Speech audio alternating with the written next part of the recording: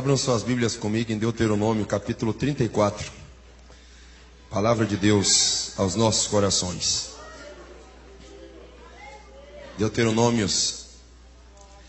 Deuteronômio. É o último livro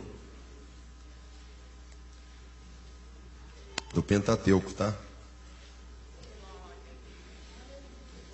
Deuteronômio, o quinto livro da Bíblia em ordem da nossa Bíblia. Na Bíblia dos judeus também. Quem achou, diga glória a Deus. Deuteronômio 34:10 diz assim: Nunca mais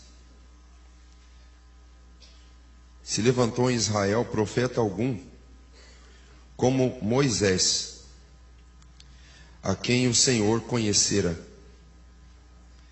A quem o Senhor conhecera. A quem ao Senhor conhecera ou o Senhor conhecera?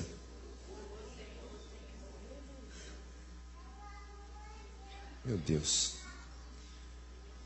A quem o Senhor conhecera face a face. Está assim na Bíblia de vocês? Então tá bom. Diga comigo: Senhor Jesus, fala comigo pela tua palavra. Renova a minha vida, renova a minha fé, as minhas forças e a minha família, em nome de Jesus, amém? Pode assentar, queridos, podem glorificar Jesus com as palmas bem alegres. Glória a Deus. Amados irmãos e irmãs, Bíblia Sagrada, palavra de poder, palavra de Deus, falando conosco aqui nesta noite. É um testemunho do último livro de Deuteronômio, aliás, do Pentateuco, que vai falar deste grande homem de Deus, Moisés. Na pronúncia hebraica, Moshe, tirado das águas, extraído das águas. Este é o Moisés. Um homem que foi milagrosamente conduzido pela vontade de Deus a um grande e extraordinário propósito. É um propósito inquestionavelmente importante para as três maiores religiões do mundo. As três maiores religiões do mundo: islamismo, cristianismo e judaísmo. Falando de judaísmo, uma das maiores religiões do mundo, não pelo número de seguidores. É bem limitado o número de seguidores no judaísmo. Mas sua importância cultural, intelectual, financeira. Então, é qualificado na categoria entre as três maiores e mais importantes do mundo. Lá está Moisés respeitado nessas três religiões. Porque o islamismo respeita Moisés como um excelente profeta, à altura de Maomé para a sua época. Os muçulmanos reconhecem assim, os muçulmanos. Os judeus, eles entendem Moisés como um excelentíssimo legislador, tanto que foi a partir da Tanakh, a Torá, Nevim e Ketuvim, que seria a lei, os escritos e os profetas, que surgiu as interpretações rabínicas, que vai dar origem a, por exemplo, Talmud, a Midrash e tantas outras interpretações partiram de Moisés. Então os judeus respeitam Moisés. E os cristãos? Só não respeita Moisés, sendo cristão, quem não lê a Bíblia. Sabe por quê? Vou explicar. Se nós formos ler a Bíblia, nós vamos entender o rigor da lei de Moisés. A dureza, a seriedade. Nós somos muito relaxados com relação à Bíblia. Desculpa eu falar isso.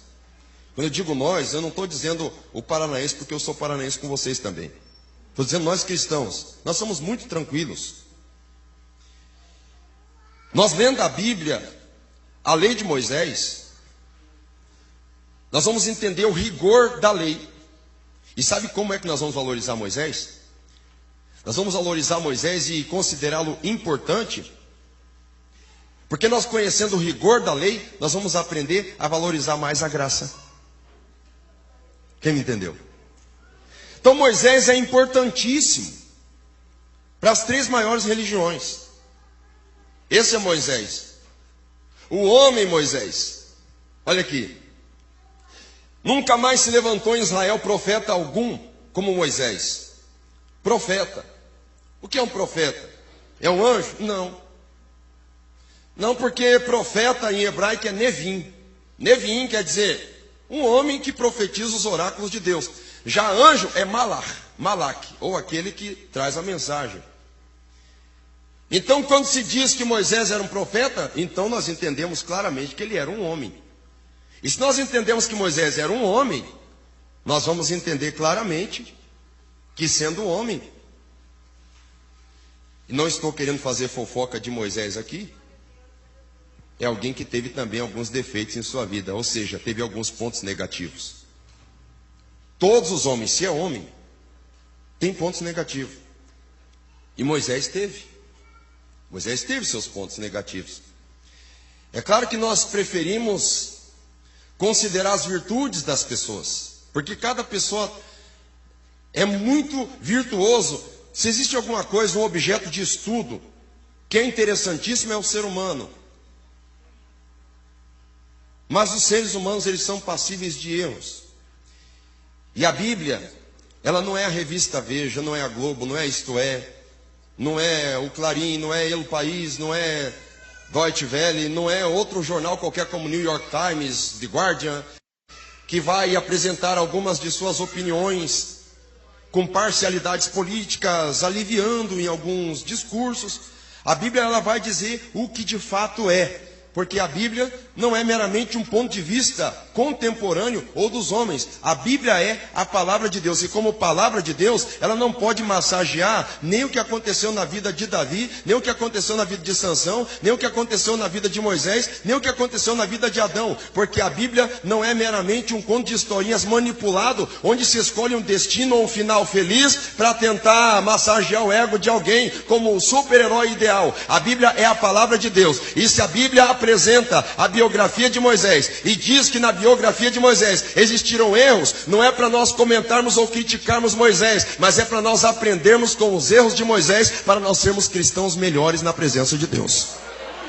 Esse é o objetivo máximo da Bíblia Sagrada, ser escrito desta maneira, isenta de parcialidades. Moisés. Então, irmãos, eu tenho no meu coração 3 pontos negativos que aconteceu na vida de Moisés, para nós aprendermos com eles. Na verdade, quando se fala de Moisés, eu estou pregando aqui para cristãos, porque se for falar para judeus dos pontos negativos de Moisés, eles vão ficar muito revoltados, porque eles não aceitam que se entenda que Moisés foi falível em ponto algum. Apesar deles reconhecerem que quem entrou na terra prometida foi Josué. Mas esse ponto negativo de Moisés já começa antes de Deus se manifestar a ele na sarça ardente.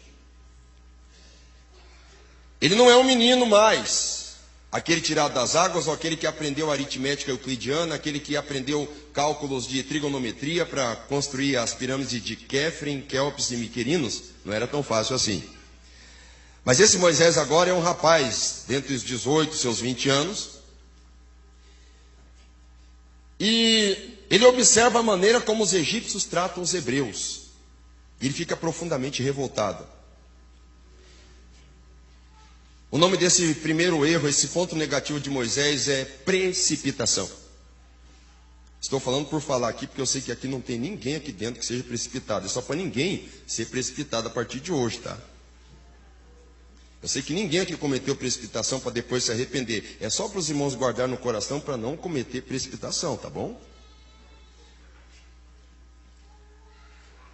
Moisés, vendo aquela situação, ele fica profundamente revoltado e um instinto de não somente juízo, mas um instinto de justiça invade o coração dele.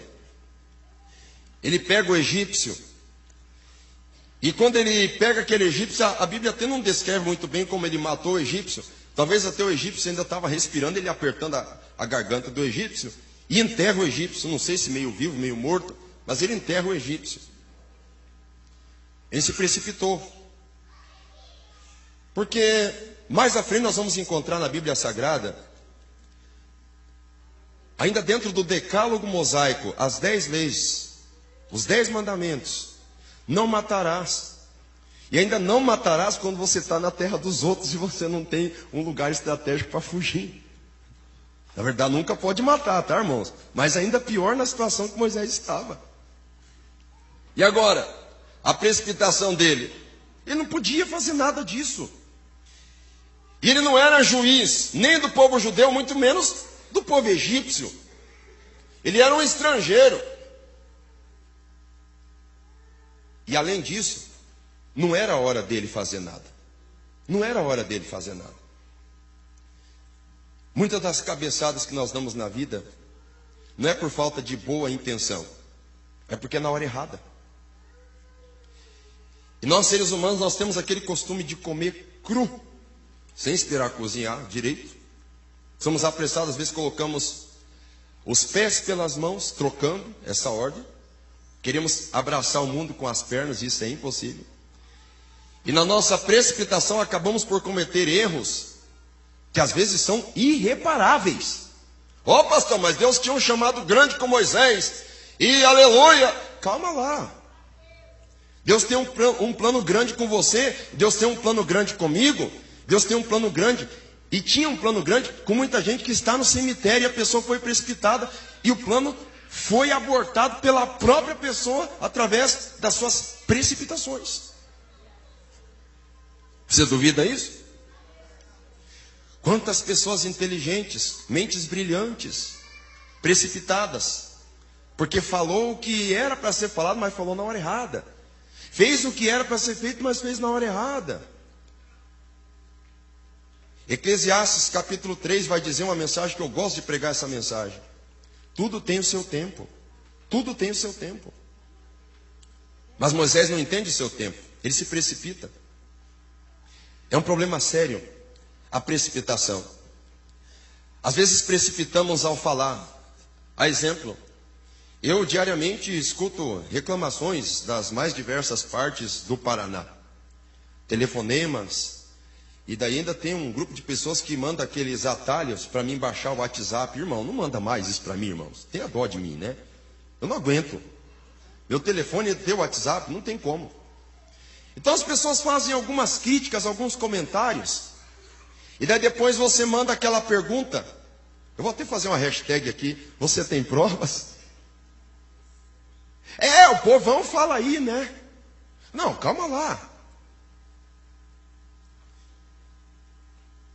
Nós temos que ter cuidado com as precipitações das nossas palavras, porque depois que você falou alguma coisa de uma pessoa, você pode destruir uma família, e pior, quando você não tem provas, você pode acabar destruindo até a tua própria família.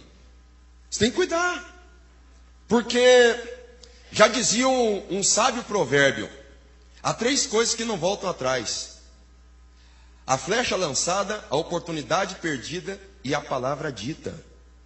Tem que ter cuidado. Moisés se precipitou. Agora ele acaba enterrando o egípcio na areia. Daqui a pouco ele vê 2 hebreus brigando, 2 judeus discutindo, brigando. E ele vê que um dos judeus está errado, é o injusto. Ele vai tirar satisfação dizendo, não pode ser assim dessa maneira. O judeu dá uma olhada para ele e fala assim, calma lá, quem foi que te colocou como maioral sobre nós? Esse judeu, ele já era até profeta sem querer, ele foi um profeta por acaso, que foi apanhado a laço por ali, né?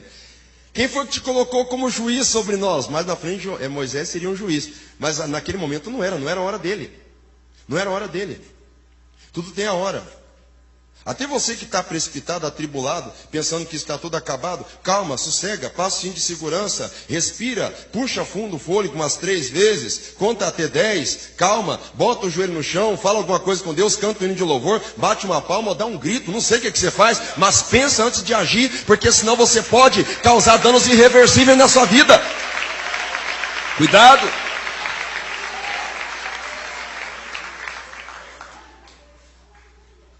Aquele hebreu, quando fala essa palavra para Moisés, o Moisés, então, ele fica totalmente inseguro. Ele fica desesperado. O primeiro problema ali que aconteceu de tomar uma decisão precipitada foi a morte do egípcio. Azar é do egípcio. Não, não é bem assim o azar é do egípcio, porque a consequência para o egípcio foi ele morrer. Ele morreu, mas e para Moisés teve 4 consequências que a Bíblia vai dizer. Ele foi condenado por ter feito isso, depois de ter sido descoberto. Ele foi perseguido pelo faraó. A consciência dele já não era mais a mesma. E o pior, ele teve que fugir. Você já pensou alguém se tornar fugitivo? Se tornar fugitivo? Fugitivo. Pastor, eu sou fugitivo de blitz. Tem algumas pessoas que acabam dizendo assim, mas parece uma coisa tão simples ou coisa parecida. Irmão, ser fugitivo é a pior coisa que tem. E ainda mais quando você é fugitivo, quando você está errado na cronologia de Deus, porque Deus tem o tempo dele. Quando você está errado no tempo de Deus, quando você está acelerado demais, Deus vai te congelar ali, você vai ter que ficar parado, você não vai poder fazer nada. E é difícil a gente entender isso. Às vezes Deus ele nos paralisa e a gente quer se mexer, mas Deus fala, não, você fica quieto aí, e você quer se mexer porque você fica ali agoniado, a precipitação fica ali te afobando, mas você tem que ficar congelado, porque se você se mexer, se você voltar para trás, ou se você ir para frente, você morre. E ele está fugindo. É igual Jonas, fugitivo de Deus. Você nunca viu ninguém fugitivo? Eu já vi. Tem algumas pessoas que daqui a pouco ele toma uma atitude precipitada. Daqui a pouco ele começa a pular de congregação para congregação. Aquela cartinha de recomendação, que se for a mesma, meu Deus do céu, tem uns 50 tipos de carimbo. 50 tipos de carimbo e 100 tipos de assinatura. Porque daqui a pouco ele já não é mais aceito, ele mesmo começa a falsificar a assinatura. Fugitivo fica pulando. Por que isso? Decisões precipitadas. Tem que cuidar com as mãos, cuidar com os pés, cuidar com os olhos, cuidar com os ouvidos, cuidar com a língua. Cuidar. Precipitação. Tem consequências. E quem geralmente paga pelas consequências que são punitivas, são perigosas, somos nós mesmos nas nossas próprias precipitações. Precipitações.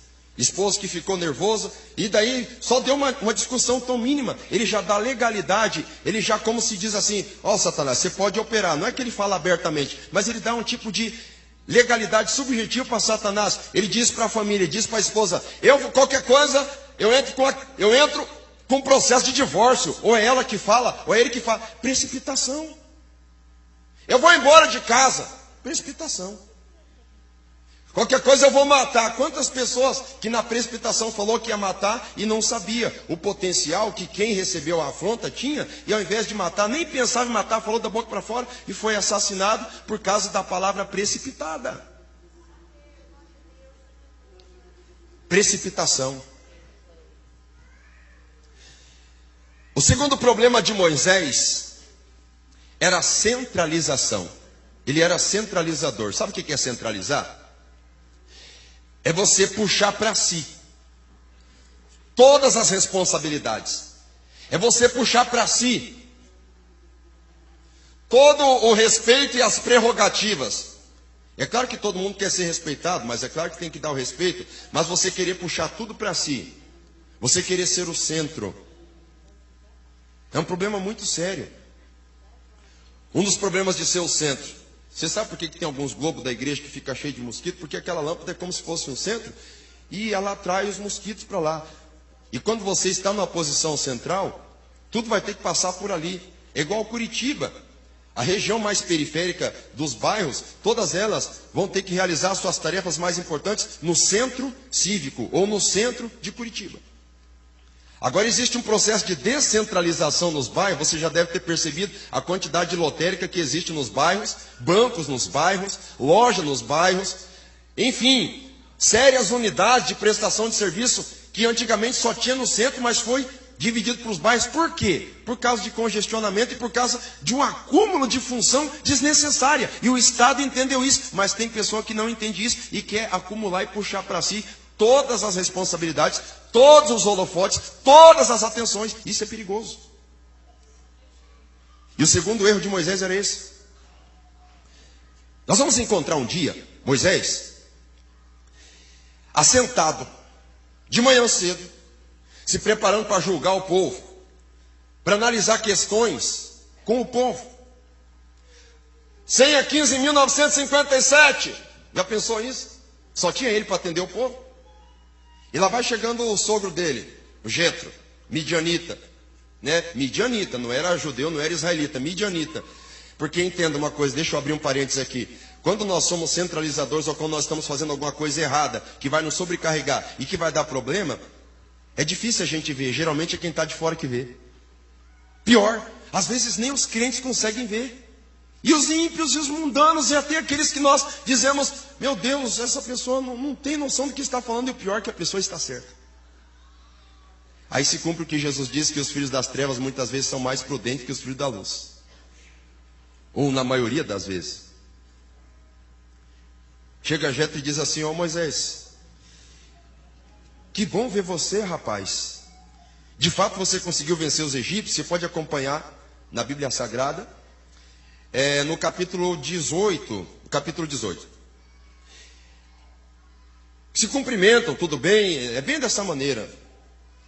Jetro parabeniza, agora eu sei que Deus é Deus, que o teu Deus é o Deus de verdade.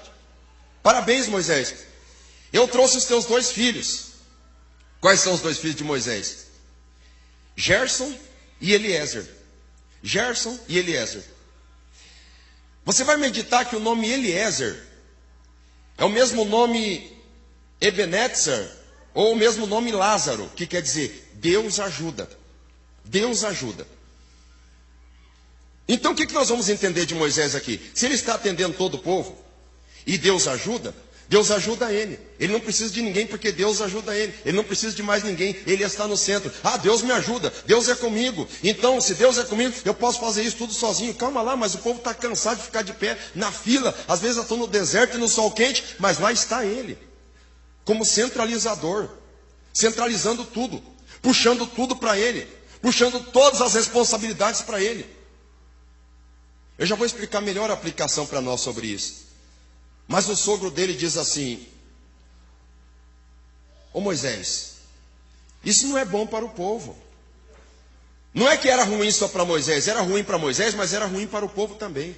Ô Moisés, isso não é bom para o povo e não é bom para você também. Não é certo, você está cansando e enfadando o povo. Não faça assim. Não é dessa maneira.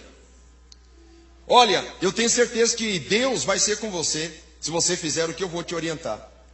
Selecione capitões de 1000. Daí você seleciona capitões de 100.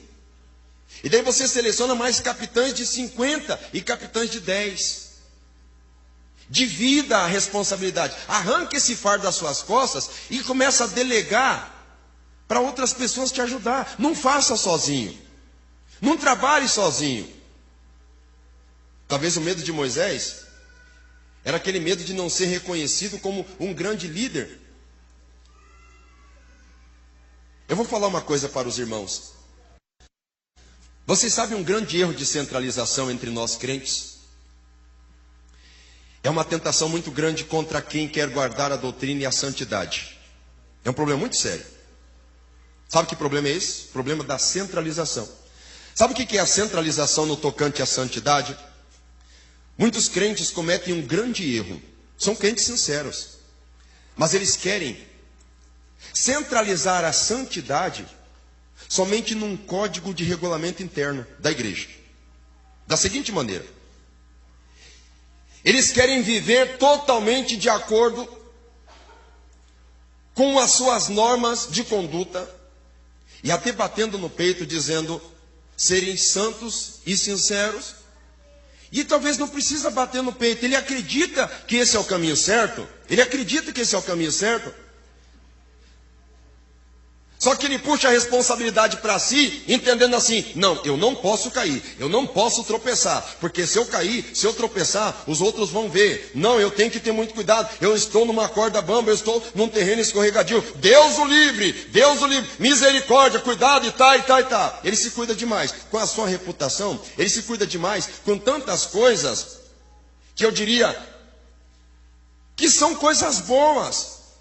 Mas centralizando para si, a pessoa acaba se cobrando. E a pessoa acaba caindo, e cai mesmo. Porque ela entende a santificação somente como ele estando focando num conjunto de leis e de regras, como se somente fosse isso, um evangelho da santidade, e tropeça e cai. Muitas pessoas tropeçam e caem. E você diz: pastor, mas como é então? Isso é centralização. O que eu vou fazer se a minha vida é assim? Pelo amor de Deus, entenda uma coisa: o que vai te dar força para vencer o pecado não é a tua resistência. O que vai te dar força para vencer a Satanás e vencer o mundo não é somente você dizer que você vai lutar para vencer isso. Você precisa miseravelmente descentralizar de você esta luta, esta batalha. Você precisa arrancar de você que é somente você que tem que lutar. Você tem que lutar sim, mas você tem que centralizar as suas forças no Espírito Santo. É Ele que te ajuda a vencer o pecado. É Ele que te ajuda a vencer o pecado. Não é você.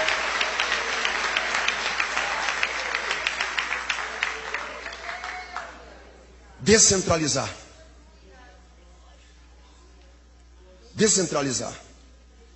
Continuo sendo conservador. Eu quero que os irmãos me entendam. Quero que os irmãos não me interpretem mal. Mas não adianta nós centralizarmos como se nós fôssemos super-homens, como se nós fôssemos impecáveis. Não é assim. Nós temos que estar firmes e baseados em Cristo. É somente Ele que não nos deixa cair através do Espírito Santo. Moisés era centralizador. Vou te dar um exemplo. Outras pessoas, em seus problemas, suas dificuldades, elas querem centralizar e resolver os problemas da sua forma.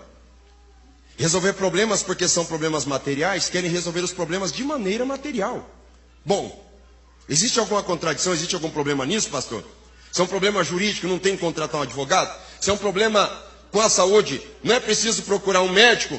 Se é um problema, digamos que de alguma origem material, reveladamente material, não tem que procurar métodos materiais? Calma lá. Há pessoas que querem centralizar as suas conquistas, suas realizações, no seu poder aquisitivo, na sua intelectualidade, na sua sabedoria, ou na sua força física, ou em tantos outros atributos que o homem pensa que é válido. Está centralizando, está puxando a responsabilidade para si. Eu tenho um exemplo aqui para confrontar a centralização. É um exemplo esperto demais.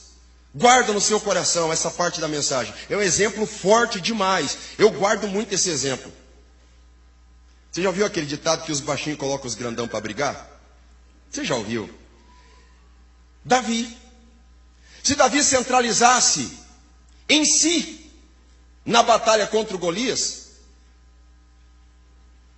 que instrumento ele utilizaria? Sua funda? As 5 pedras? Contra um gigante? A sua boa pontaria, a sua boa mira? Irmãos, a história teria sido bem outra. Golias esmaga uma minúscula criatura nas proximidades de Afeca. Né? Que vergonha. Seria assim. Só que Davi não era centralizador. Quando ele vai batalhar contra o Golias, ele diz assim: você está afrontando o exército do Deus vivo. Em outras palavras: ô Deus, o Senhor me perdoe, não quero questionar nada não, mas esse grandão aqui está xingando o Senhor. Ele se descentralizou, ele tirou dele a responsabilidade e colocou em Deus. Está na hora de você tirar a responsabilidade de você e colocar para Deus, porque Deus vai ter prazer de pisar na cabeça de Satanás quando você reconhecer que você não é nada e Ele é o centro da sua vida.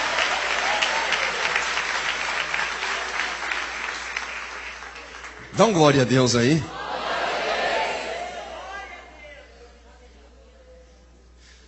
O terceiro problema que nós vamos encontrar, um ponto negativo de Moisés, é declaração de desistência. declaração de desistência. Você sabe que existe uma declaração verbal e existe uma declaração escrita e reconhecida em cartório. E é claro que hoje, com os métodos mais modernos, o pessoal não está muito acostumado com tratar de forma verbal, a não ser que se use alguns arquivos de WhatsApp ou algumas outras mídias. Mas geralmente é no reconhecimento de firma, não é assim? Agora Satanás, eu não vou dizer que ele tem um bom gravador, mas ele é muito oportunista. E ele fica ainda mais, ele fica ainda mais satisfeito quando ele escuta as pessoas declararem suas desistências. Eu desisto dessa família, eu desisto desse emprego, eu desisto desse grupo, eu desisto dessa igreja, eu desisto desse carro, eu desisto disso, eu desisto daquilo, eu desisto desse curso, eu desisto dessa pós-graduação, eu desisto desse concurso, eu desisto disso, eu desisto daquilo. O sangue de Jesus tem poder, irmãos. Escuta uma coisa, talvez você não saiba disso, ou talvez você saiba e você não se lembra, porque na hora do nervosismo, na hora da tribulação, existe um fenômeno, eu já tenho falado isso, no nosso cérebro que bloqueia a nossa fluência psíquica e faz a gente se tornar praticamente imóvel e a gente não se lembra nem o que a gente vai falar. Mas o diabo sabe, ainda antes de acontecer a batalha, que nós não somos campeões e nem vencedores. Ele já sabe que nós somos muito mais do que vencedores. Antes da batalha começar, você está entendendo? Antes da batalha começar, ele já sabe que nós somos mais do que vencedores. Ainda antes. O problema é o seguinte, o diabo sabe, ele sabe, mas muitas vezes nós não sabemos.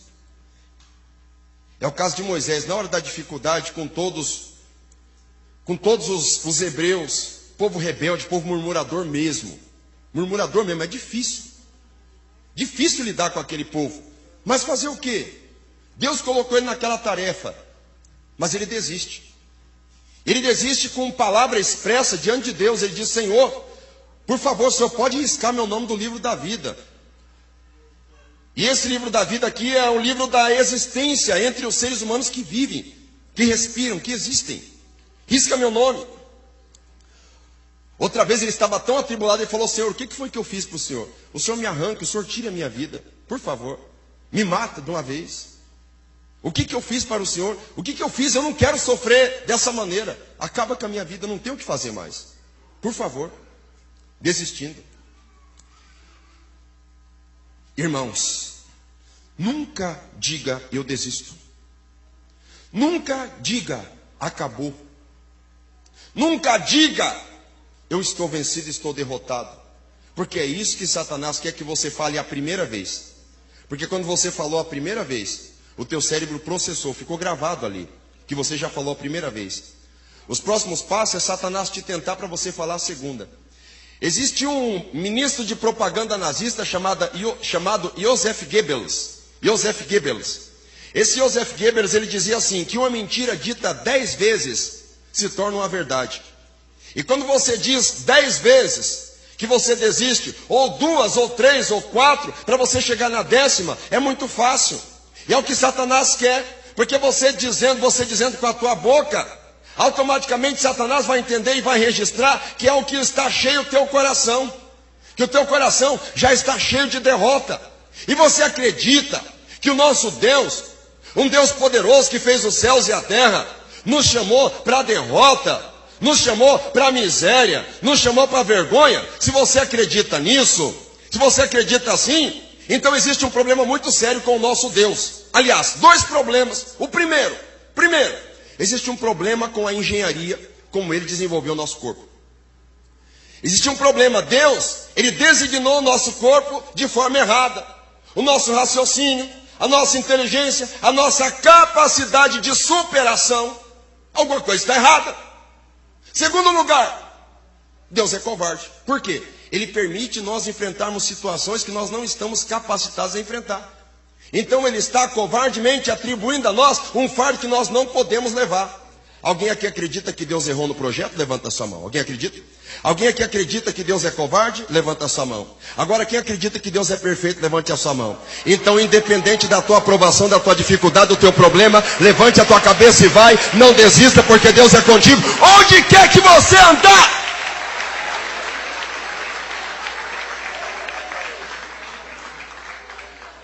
Deus é conosco. Diga comigo, Deus é conosco. Deus é contigo, meu irmão. Deus é contigo, minha irmã. Você queria escutar eu falar isso um dia no altar? Então você está escutando aqui agora. Deus é contigo. Dá um glória a Deus aí. Para mim finalizar, vamos aos 3 pontos positivos, porque Deus o livre. Jamais na biografia de Moisés eu poderia dizer pontos negativos. Somente. O primeiro grande ponto positivo de Moisés é que era um homem muito humilde. Meu Deus, pastor, essa parte é difícil. Mas tem que ser falado, ele era um homem humilde. Era um homem humilde. A Bíblia vai dizer aqui da humildade de Moisés, em Números capítulo 12, versículo 3. E era o varão Moisés muito manso, muito humilde, mais do que todos os homens que havia sobre a terra. Homem humilde. É incrível a origem etimológica da palavra humildade. A palavra humildade vem de humus. Sabe o que é humus? Humus é aquele tipo de solo que é o restante de decomposição de tudo que você possa imaginar. Restante de decomposição. Esse é o lado depreciativo, restante de decomposição. Isso é humildade. Ser humilde é entender que o homem é pó e volta para o pó. Entendeis? Reconheceis? Só tem um detalhe, ainda relacionado ao humus. Só tem um detalhe. Humildade. Humildade não é subserviência.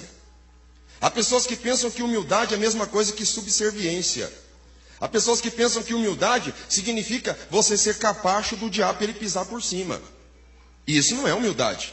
Isso é subserviência. Eu sou um derrotado.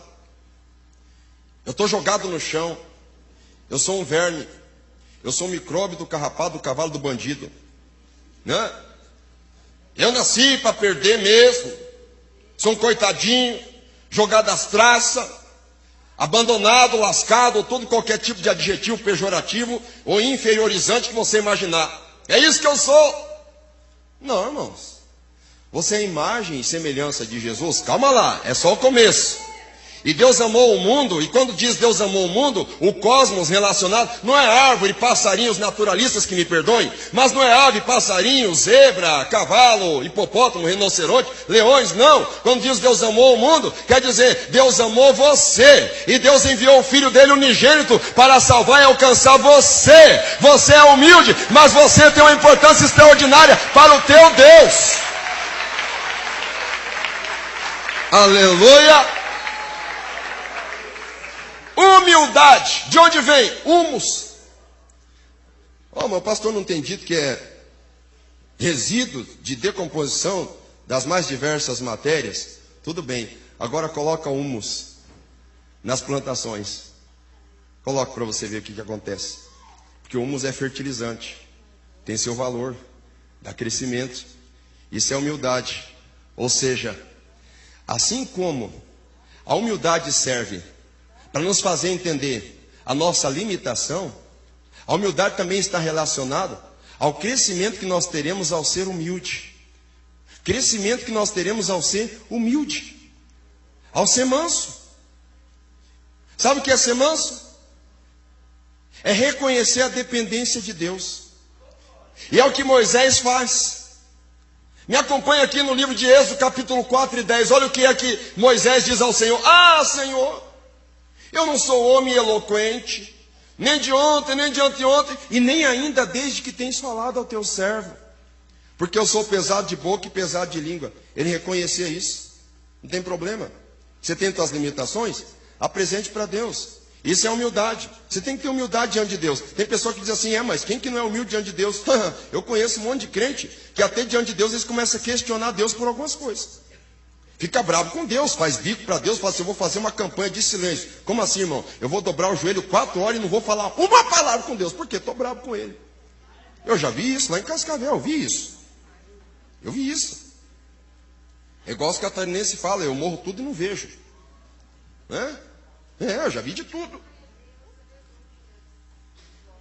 Você quer ter uma vida abençoada diante do Senhor? Seja humilde. Seja humilde diante dos homens e seja humilde diante de Deus. Você quer saber por quê? Porque Deus ele dá graça ao humilde, mas ele resiste ao soberbo. Isso é a palavra que fala. Deus é que fala em sua palavra dessa maneira para nós entendermos. Eu vou repetir de novo, eu espero que os irmãos não interpretem de uma forma diferente, igual alguns irmãos vieram me procurar. Ô pastor, eu tenho aqui um papelzinho aqui do cemitério vertical também, pastor. Pelo amor de Deus, irmãos, eu não estou fazendo propaganda nenhuma aqui não. Eu estive esses dias no cemitério observando o caminho de todos os homens. Não tem como, irmãos. Nós temos que pedir misericórdia para Deus, porque nós não somos nada na face dessa terra. Somos nada. Moisés reconhece isso, e eu quero conectar esta primeira virtude de Moisés com a segunda. O reconhecimento da necessidade que ele tinha de Deus. Reconhecer a necessidade que ele tinha de Deus. Sabe como é expresso isso? Quando o povo constrói o bezerro de ouro, olha a família que Moisés está inserido. O próprio irmão dele é o que constrói o bezerro. Meu Deus. Né? Deus está revoltado com Moisés. Aliás, com o povo de Israel. Deus diz assim, Moisés, pode ir embora. Vai com esse povo aí que eu vou mandar um anjo. Eu vou mandar um anjo porque eu não quero. Oh meu Deus, me perdoa, é uma palavra inglesa. Eu não quero me estressar com esse povo. Não quero. Vai você que eu vou mandar um anjo. Não quero nem ver. Não vou matar, Moisés. Tá bom, não vou matar. Mas eu não quero ver esse povo mais. Vai com eles. Que eu vou mandar o anjo. Preste atenção nessa parte. Se nós não estivermos em espírito, nós não vamos saber discernir o que é Deus enviar o anjo e o que é a presença de Deus. Nós precisamos saber discernir o que é a presença de Deus e o que é o anjo. Por quê? Qual a diferença, pastor? Quando o Senhor estava com Israel, não aconteciam sinais? Sim. E com o anjo, poderia acontecer. Mas seriam sinais reduzidos. E outra coisa, o anjo do Senhor tinha uma função de proteger Israel e guiar Israel. Então seria um tipo assim, o favor de Deus. E tem pessoas que perderam a espiritualidade e o senso de espiritualidade, e a presença de Deus não está com eles mais, mas ele está satisfeito porque o anjo do Senhor está com ele. Posso diferenciar?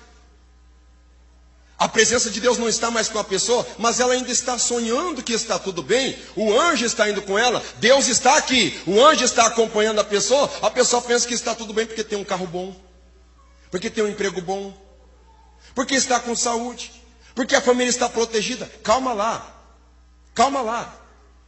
Isso é providência geral de Deus. O sol nasce para justos e para injustos. O anjo do Senhor é apenas para manter a ordem, para eles conseguirem chegar até o destino. Presença de Deus é outra coisa. Presença de Deus é um fogo na alma. Presença de Deus é você sentir a presença do Espírito Santo. Presença de Deus são milagres extraordinários. Não aceite somente o anjo, aceite a presença de Deus, senão não saia de onde você está.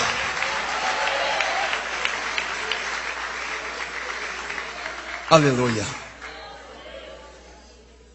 Para mim finalizar, porque o tempo Cronos pegou o relógio hoje. Moisés foi um homem reconhecido de Deus. Era um homem conhecido. Deus o conheceu. Calma lá. Mas onde fica o atributo de Deus da onisciência? Se Deus é onisciente, então Deus conhece todas as coisas. E se Deus conhece todas as coisas, Deus conhecia Moisés. Bom, no nosso raciocínio lógico, é assim que funciona. no raciocínio de Deus, e em termos de salvação, e em termos de aprovação de Deus, não é bem assim. Eu vou te explicar por quê. Queridos irmãos, a Bíblia sempre nos diz, principalmente em Oséias, o meu povo perece por falta de conhecimento. A Bíblia diz ainda em Oséias, conheçamos e prossigamos em conhecer ao Senhor. Jesus diz em sua palavra, João capítulo 8, 32, conhecereis a verdade vos libertará. Quando Jesus está dizendo conhecereis a verdade, lá em João 14, 6, nós vamos entender o que é a verdade. É Jesus. Então quando diz conhecereis a verdade, ele está dizendo, me conheça, se é que você quiser ser livre.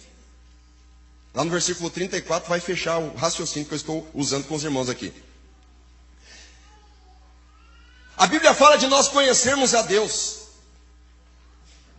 Para isso é importante nós lermos a Bíblia, orarmos, estudarmos, buscar um conhecimento. E temos que conhecer mesmo. Agora, nós sermos conhecidos de Deus é outra grandeza. É outra grandeza. E não está somente no Antigo Testamento, aqui em Deuteronômio 34 e 10, o que vai explicar o que é ser conhecido de Deus. Nós vamos encontrar um dia Jesus falando sobre os pregadores famosos, obreiros famosos, pessoas que fluíam nos dons, cheias de uma autoridade, de um poder para expulsar demônios e até legitimamente, curar enfermos, fazer maravilhas, realizar coisas extraordinárias. E daí vai chegar faceiro diante de Deus, diante de Jesus, Jesus vai dizer, apartai-vos de mim. Como assim, Senhor? Apartai-vos de mim. Por quê? Porque eu não vos conheço. Porque eu não vos conheço. Não contradisse agora a onisciência de Deus? Se Deus é onisciente, como é que vai chegar o momento que Deus não vai conhecer alguém? Deus não é onisciente, não conhece todas as coisas? E Jesus ainda vai reiterar na parábola daquele homem que tinha uma vinha e plantou uma figueira naquela vinha. Veja bem, quando Deus, ou quando o dono da vinha, manda cortar aquela figueira, porque ela não estava dando fruto. E alguém pergunta, pastor, mas se o senhor está dizendo que não conhece alguém que fez tantos sinais, fez tantos milagres, tantas maravilhas, como é que Deus não conhece? Não tem como ele não conhecer, ele conhece todo mundo. Irmãos, Jesus, Deus e o Espírito Santo, sabe como é que ele nos conhece? Pelos nossos frutos. Sabe qual é o método fundamental para Deus conhecer a Moisés? Pelos seus frutos. Ainda que não eram frutos da graça, eram frutos da lei. Mas ele achou diante de Deus essa virtude extraordinária de ser conhecido de Deus. Você sabe a diferença entre um produto qualquer e um produto autenticado com selo? Aí que vai ser determinante. Quando alguma coisa tem um selo, é conhecido e reconhecido. Muitas pessoas podem até dizer, eu sou conhecido, meu nome está sendo taxado na lista de intelectuais, meu nome está na lista dos mais ricos, meu nome está entre os maiorais, eu posso ser uma grande pessoa, eu posso ser um grande homem, conhecido e reconhecido, mas mais importante é você ser conhecido e reconhecido por Deus através do seu nome. Está escrito no céu, no livro da vida. E isso acontece somente se você tiver bons frutos para apresentar ao Senhor. Louvado seja Deus. Fiquem de pé, por favor. Diga comigo, meu Deus, tem misericórdia de mim. Me ajuda a ser uma bênção em tuas mãos. Me ajuda a ser crente de verdade. Me ajuda a buscar a tua presença. Me livra das precipitações. Me livra, Senhor, da centralização. Me livra, meu Deus, de tudo aquilo que me afastar de ti. Todos dando glória, glória, glória, glória, glória, glória, glória a Deus. Santo Deus poderoso e eterno Pai, venha renovar o teu povo aqui agora, com o poder da tua palavra, do teu Espírito Santo. Renova a nossa vida aqui nesta noite, meu Deus. Nos encha do teu Espírito Santo, que nós sejamos homens e mulheres de Deus. prontos para receber a tua palavra em nosso coração, para mudar de vida, para mudar de atitude, para mudar de comportamento, para influenciar este mundo perdido e caído. Nos usa, Senhor. Nos ajuda, meu Deus, a sermos uma bênção em tuas mãos, uma bênção em tuas mãos, uma bênção em tuas mãos. Espírito Santo da verdade, renova a nossa vida aqui, meu Pai, renova, Senhor, renova a nossa vida aqui, meu Deus, nesta noite. Renova e santifica este lugar, renova e santifica teu povo, que espera no Senhor, mais do que os guardas pelo romper da manhã. Oricanda labalabasteri, micanda labassurianda labaia. Que o teu Espírito Santo possa tocar neste coração, que o teu Espírito Santo possa tocar neste coração, que o teu Espírito Santo possa tocar nesta vida. Xarabalabalabacanada labalabacanda labalabastéria, epalabalabariricanda labalabas. Renova a nossa vida, meu Deus, nesta noite. É noite de vitória na tua presença, porque é noite que o Senhor está conosco. Oricandalas, decama labas, decanda labalabas. Obrigado pela tua misericórdia, obrigado pela tua graça, obrigado pela tua compaixão em nossa vida. Muito obrigado, Senhor. Oh glória, oh glória, oh glória. Levanta a mão, diga glória a Deus. Levanta a mão, levanta teu olho para cima também, diga glória a Deus, diga glória a Deus. Pode bater as palmas e assentar com alegria. Pode assentar com alegria, pode bater mais palmas, exalte a Jesus. Essas palmas são para Ele, são todas para Ele, são todas para Jesus, são todas para Jesus. Exalte o nome dEle. Glória a Jesus Cristo. Aleluia. Quem está feliz com o Senhor, diga glória a Deus. Diga assim: Jesus já está conosco e Ele vai continuar conosco. Você quer a presença de Jesus? Você quer? Quem deseja a presença dele em sua vida todos os dias? Quem reconhece que você necessita da presença dele, levante a sua mão. Glória a Deus. Eu quero perguntar se tem alguém nessa noite para reconciliar-se com Deus.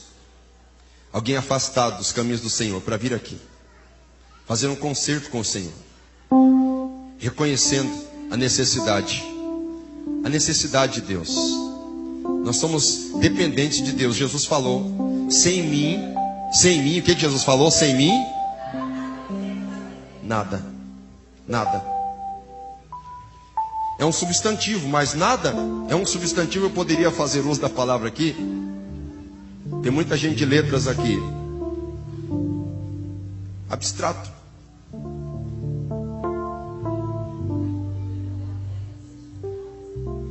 Mas é nada. Sem mim nada podeis fazer. Nós precisamos de Jesus. Quem reconhece isso, dá glória a Deus. Tem alguém para reconciliar com Deus aqui nessa noite? Para aceitar Jesus? Tem alguém? Vem para Jesus aqui hoje. Se está afastado dos caminhos do Senhor, dá um passo para Ele. Você católico, venha aceitar Jesus como teu Salvador. Venha aceitá-lo como teu Salvador, como teu único Salvador e Senhor. Tem alguém? Dá um sinal com a tua mão. Tem alguém? Jesus está chamando. A Bíblia diz: se hoje ouvirdes a voz, não endureçais os vossos corações.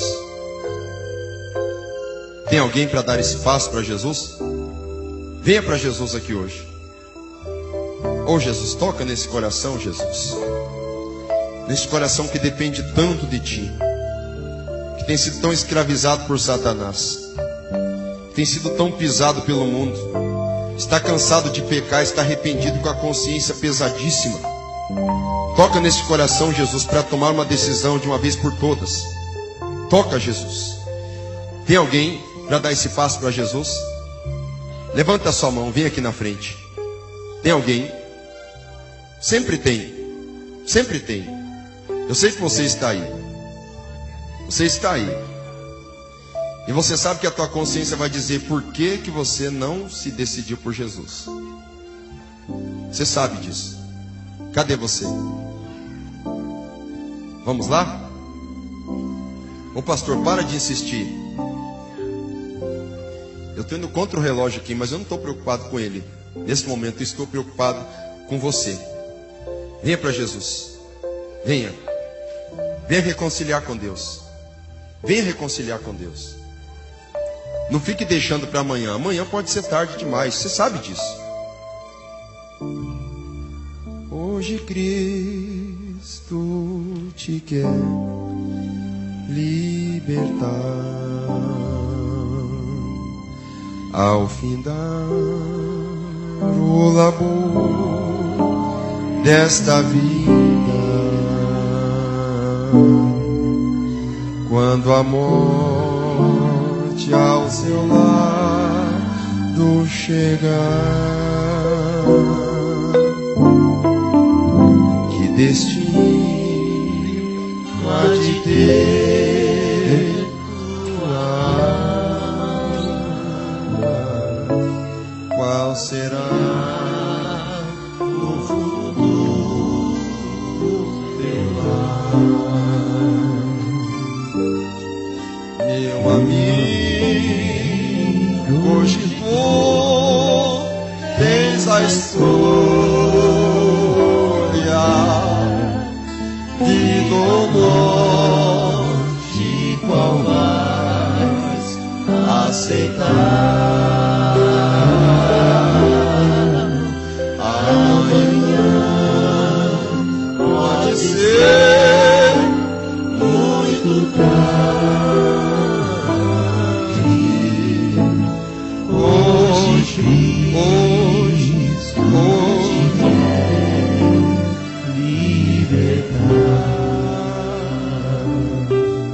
tem você hoje para Jesus? Se tem algum presente, alguma oferta que você tem para dar para Ele, é maior. É você voltar para Ele. Cadê você? O coraçãozinho duro, hein? Não, eu vou reconciliar com Deus na congregação do bairro. Amanhã não passa. Você está seguro do amanhã? Ô pastor, para. Se pedir mais uma vez, eu vou até às 11 fazendo apelo.